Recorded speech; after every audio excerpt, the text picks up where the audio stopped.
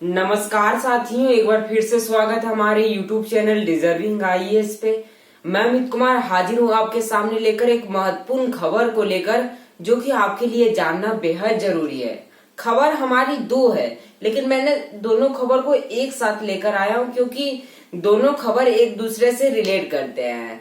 खबर इम्पोर्टेंट बनती है तो ये खबर को आप अपने मित्रों के पास शेयर कर सकते हैं, खासकर उन मित्रों के पास जो गवर्नमेंट जॉब की तैयारी कर रहे हैं, और साथ में उन मित्रों को भी जो आर्मी में जाना चाहते हैं। वो सोचते हैं कि हमें काश 3-4 सालों के लिए आर्मी में जाने का मौका मिले, देशभक्ति निभाने का मौका मिले। ये जो ख्यालत रखते हैं, जैसे कि कई लोग ऐसे सोचते हैं कि हम आर्मी में जाएं, लेकिन मात्र 3-4 सालों के लिए जाएं, यानी कि कुछ ही समय हम आर्मी में रहे, बाकी समय हम बाहर निकलकर कुछ अपना काम करें। और कुछ लोग होते हैं वो अपनी जिंदगी आर्मी की यानी कि देशभक्ति की सेवा में गुजारना चाहते हैं। तो जो कुछ सालों के लिए आर्मी में जाना चाहते हैं, उन मित्रों के पास ये वीडियो जरूर शेयर करें। खबर हमारी पहली ये है कि सरकार देने वाली है 1.5 साल में 10 लाख नौकरियां।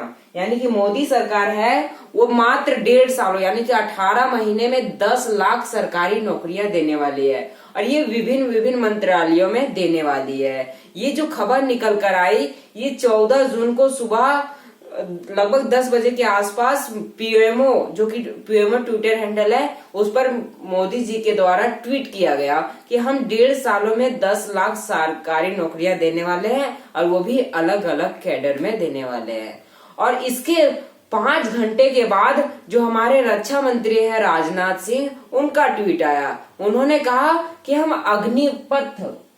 अग्निपथ स्कीम लाने वाले हैं। क्या है अग्निपथ स्कीम, इसके बारे में हम लोग चर्चा करने का प्रयास करते हैं, ठीक है। क्योंकि पहला खबर हम लोग जान गए कि मोदी सरकार है वो 1.5 सालों में 10 लाख नौकरियां देने वाली है। तो वो नौकरियां अलग अलग कैडर में हो सकती है। तो इसकी शुरुआत राजनाथ सिंह ने कर दिया। राजनाथ सिंह ने अग्निपथ स्कीम लाकर इसकी शुरुआत कर दी है। क्या है अग्निपथ स्कीम? इसको हम लोग अग्निवीर स्कीम के नाम से भी जान सकते हैं, ठीक है। अग्निपथ बोले या तो अग्निवीर, दोनों एक ही है। अग्निपथ स्कीम के तहत 17.5 साल के से लेकर 21 वर्ष की उम्र वाले युवा को सेना में भर्ती किया जाएगा, और उनको 4 सालों तक सेना में अपना योगदान देने की, मतलब समझिए कि उनको प्रेरित किया जाएगा कि आप 4 सालों तक सेना में अपना योगदान दें, मात्र 4 सालों तक। अग्निपथ स्कीम की एलिजिबिलिटी क्या है? एलिजिबिलिटी पहली है कि 17.5 साल से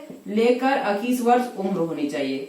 एज क्राइटेरिया कितनी है? 17.5 से 21 वर्ष उसकी उम्र होनी चाहिए। और एजुकेशन क्वालिफिकेशन की मैं बात करूं तो 10th या 12th पास भी चलेगा, कोई भी डिग्री चलेगी, बस 10th पास आपको होना चाहिए। क्योंकि 10th पास ही 17.5 साल की उम्र होते हैं, ना कि ग्रेजुएशन वाले वो साइड हो जाते हैं, ठीक है। तो उम्र कितनी होनी चाहिए? 17.5 वर्ष से 21 वर्ष उम्र होनी चाहिए। 10th 12th पास सब चलेगा। और आपको मेडिकल रिपोर्ट के बेसिस पे इसमें भर्ती लिया जाएगा, यानी कि मेडिकल रिपोर्ट जो आप बताएगी उसके बेसिस पे आपको सेना में भर्ती लिया जाएगा। ये है एलिजिबिलिटी क्राइटेरिया, जिसके तहत आपको अग्निपथ स्कीम के तहत सेना में भर्ती लिया जाएगा। और इसकी नोटिफिकेशन जल्द जून या जुलाई में ही आ जाएगी, यानी कि इस मंथ या तो अगले मंथ इसकी नोटिफिकेशन आ जाएगी। क्योंकि सरकार ने कहा है कि हम 2022 के अंदर, यानी कि इसी साल हम 46,000 भर्तियां लेने वाले हैं। 2022 के अंदर हम कितनी भर्तियां लेने वाले हैं? 46,000 भर्तियां लेने वाले हैं 2022 के अंदर। तो इतनी भर्ती जब लेनी है तो सरकार इसी समय, यानी कि लगभग इसी मंथ या तो अगले मंथ में ही इसके बारे में नोटिफिकेशन जारी कर सकती है कि हम अग्निपथ स्कीम के तहत भर्ती लेने वाले हैं।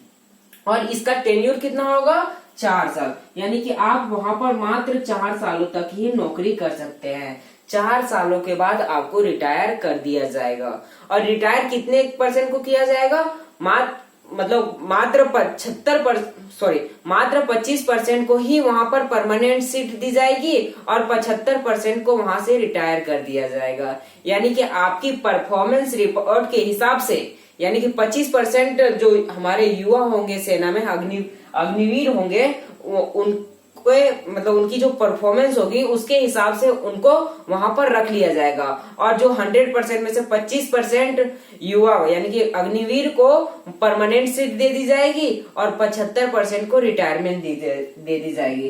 कितना? 25% को परमानेंट सीट दे दी जाएगी और 75% रिटायर कर जाएगा। अब बात आती है कि वो 75% रिटायर हो जाएगा, वो आगे चल के क्या करेगा उस पर भी बात करेंगे। लेकिन पहले कुछ बातें और भी जान लेते हैं कि क्या क्या कितने पैसे मिलेंगे, क्या इसकी मतलब जो भी है यानी कि इंश्योरेंस कराया जाएगा वो कितना कितना का होगा उसके बारे में जान लेते हैं। तो इसकी सैलरी फर्स्ट ईयर है 30,000। कितना? फर्स्ट ईयर जो इसकी सैलरी होने वाली है वो है 30,000 रुपए। 30,000 इसकी फर्स्ट ईयर में सैलरी होने वाली है। सेकेंड ईयर की मैं बात करूं तो सेकेंड ईयर में इसकी सैलरी होने वाली 33,000। कितना? 33,000। थर्ड ईयर की मैं बात करूं तो थर्ड ईयर सैलरी होने वाली है 36,500 और जो फोर्थ ईयर होने वाली है वो होने वाली है 40,000 सैलरी। मतलब आप सैलरी देख सकते हैं कि धीरे धीरे बढ़ते जा रहा है। फर्स्ट ईयर में आप जाओगे तो जो आपको शुरू में ट्रेनिंग दी जाएगी। लगभग ये ट्रेनिंग 10 हफ्तों से लेकर 6 महीने तक के बीच ये ट्रेनिंग होगी। उसके बाद आप 3.5 साल अपना योगदान सेना में दे सकते हैं यानी कि आप देशभक्ति निभा सकते हैं। और आपको सैलरी दी जाएगी फर्स्ट ईयर मतलब शुरू के 12 मंथ दिए जाएंगे आपको 30,000, उसके बाद 33,000, फिर अगले तीसरे साल में 36,500 और चौथे साल में 40,000 रुपए आपको दिए जाएंगे। अब इंश्योरेंस क्राइटेरिया की मैं बात करूं तो अगर आप रिटायर यानी कि पहले मैं सेवा निधि जो पैकेज मिलती है रिटायरमेंट के बाद उसके बारे में बात करता हूं। तो 4 सालों के बाद अब जब रिटायर लोगे तो आपको एक सेवा निधि पैकेज के तौर पर 10.4 लाख कितना 10,40,000 रुपए आपको सेवा निधि पैकेज दिया जाएगा। सेवा निधि पैकेज दिया जाएगा यानी कि 4 साल के बाद अब जब रिटायर लोगे तो 10.4 लाख रुपए आपको सेवा निधि के तौर पर दिए जाएंगे। ये पैसे किस हिसाब से दिए जाएंगे यानी कि बाद में आपको ये जो होता है ना कि आप जब तक जिंदा रहते तब तक आपके पैकेज में यानी कि पेंशन के तौर पे दिया जाता है, वो पेंशन का झंझट ही खत्म हो जाएगा और आप रिटायरमेंट के बाद सीधा इस पैसे को ले जा सकते हो यानी कि आपके अकाउंट में विदाउट टैक्स ये पैसे आपके अकाउंट में आ जाएंगे। ये पैसे किस प्रकार से आएंगे तो जो आपको सैलरी दी जाएगी उससे 30% काट लिया जाएगा यानी कि ये जो फर्स्ट ईयर में आपको सैलरी दी जाएगी इसका 30% कितना हुआ? इसका 30% हुआ 9,000 रुपए आपकी सैलरी से काट लिया जाएगा यानी कि आपको मिलेगा कितने रुपए? 21,000 रुपए ही मिलेंगे आपको फर्स्ट ईयर। फर्स्ट के जो 12 मंथ है उनमें आपको 21,000 रुपए ही दिए जाएंगे और जो 9,000 रुपए आपका काटा जाएगा इसमें 9,000 रुपए सरकार की तरफ से और ऐड कर लिया जाएगा। अब बचा कितना? 18,000। इसी प्रकार सेकेंड ईयर में भी किया जाएगा, थर्ड ईयर में भी और फोर्थ ईयर का 30% निकाले तो 12,000 रुपए। 12,000 रुपए आपका हर मंथ काट लिया जाएगा 12 मंथ के लिए और 12,000 रुपए सरकार की तरफ से दिया जाएगा। अब पूरा आप जोड़ोगे तो ये निकल जाता है 10.4 लाख रुपए यानी कि 5.2 लाख रुपए आपके पैकेज से कटेगा यानी कि आपकी सैलरी से कटेगा और बाकी जो 5.2 लाख रुपए है वो सरकार देगी ब्याज के तौर पर। दोनों को मिलाकर सेवा निधि पैकेज के तौर पर रिटायरमेंट में आपको ये पैसा दे दिया जाएगा। अब इंश्योरेंस की मैं बात करूं तो जब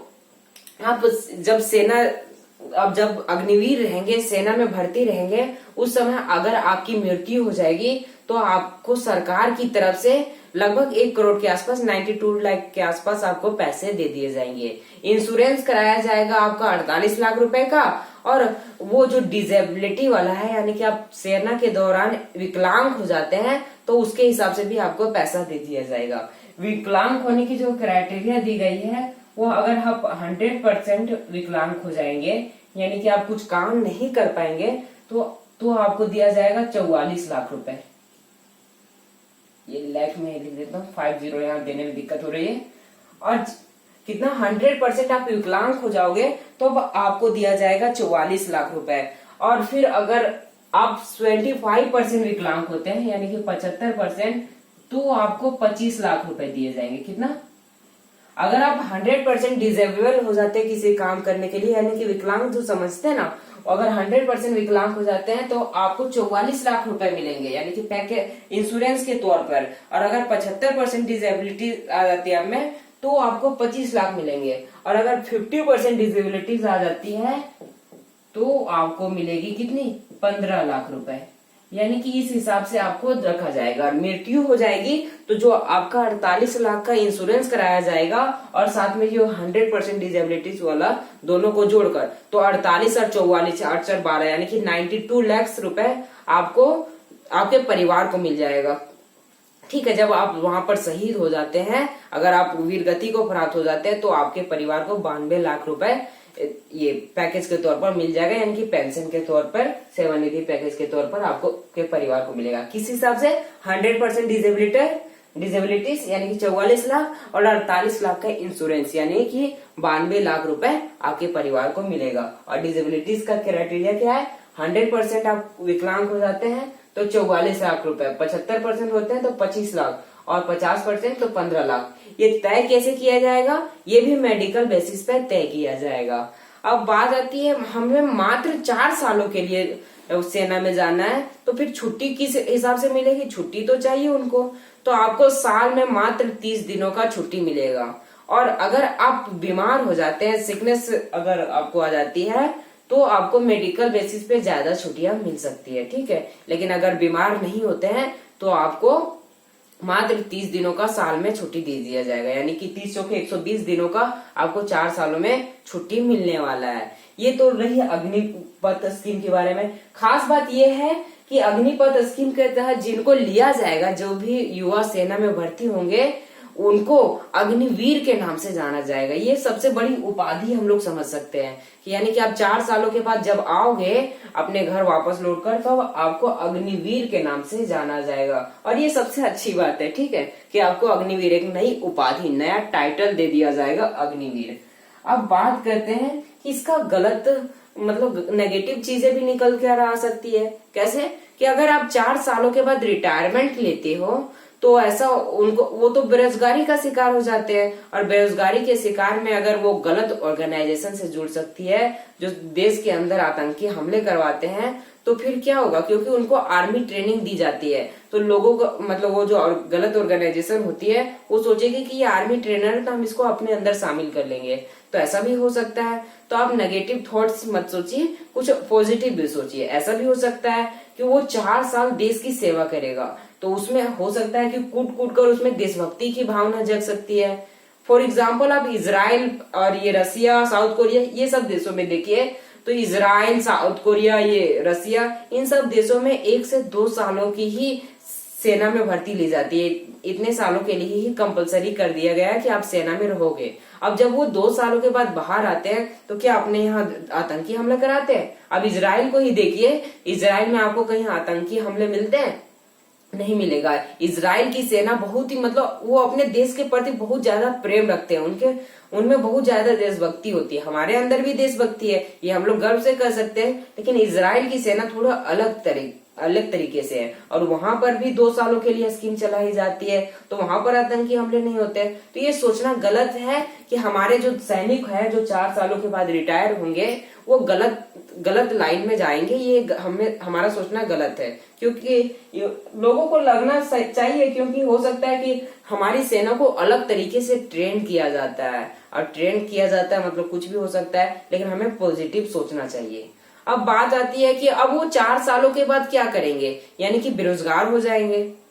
तो बेरोजगार नहीं होंगे कैसे? एज क्राइटेरिया आप देख रहे हैं, 17.5 से 21 साल, यानी कि आप मान लीजिए कि 21 साल ही आपकी उम्र है, 21 साल में ही नहीं लिया जाएगा, मतलब लगभग 20 साल या 21 साल के बीच जोड़िए तो 21 साल ही मान लीजिए। तो 21 और 4 कितना, 25 साल। 25 साल में आप बूढ़े हो जाएंगे? नहीं। तो आप 25 साल के बाद किसी भी गवर्नमेंट जॉब की तैयारी कर सकते हैं। और ये तो कहा गया है सरकार के द्वारा कि हम 25% को उनकी परफॉर्मेंस रिपोर्ट के हिसाब से अपने यहाँ परमानेंट सीट देंगे, बाकी 75% आगे चलकर कहीं IAS PCS का नौकरी निकाल सकते हैं, क्योंकि इसमें कंसिस्टेंसी बढ़ जाएगी। आर्मी ट्रेनर रहेंगे आप तो आपके अंदर एक अलग देशभक्ति की जुनून होगी, तो आप पढ़ोगे बहुत ज्यादा। ठीक है बोल भाई, ये रुको। ठीक है, तो आप क्या करो, मतलब आप आगे चलकर क्या कर सकते हैं, किसी भी आईएएस पीसीएस की तैयारी कर सकते हैं, किसी अलग कैडर में जा सकते हैं। और साथ में सरकार की तरफ से और भी जो आएगी, मतलब सरकार ने क्या कहा है, 1.5 साल में 10 लाख नौकरियां देंगी, तो उसमें भी आप जा सकते हैं आगे चलकर। और ये भी हो सकता है कि असम राइफल और जो सीआरपीएफ है उसमें आपको थोड़ा छूट दी जाएगी, यानी कि कुछ परसेंटेज के हिसाब से आप में जो अग्निवीर होंगे उसमें छूट दी जाएगी। तो अलग अलग तरीके से सरकार के द्वारा इन 10 लाख भर्तियों को पूरा किया जाएगा। अभी फिलहाल रक्षा मंत्रालय में आया, कुछ अलग मंत्रालय में आएगा, यानी कि अलग अलग तरीके से युवाओं को भर्ती किया जाएगा। ठीक है, तो फिलहाल के लिए इतना ही, मिलते हैं नेक्स्ट वीडियो में। Thank you.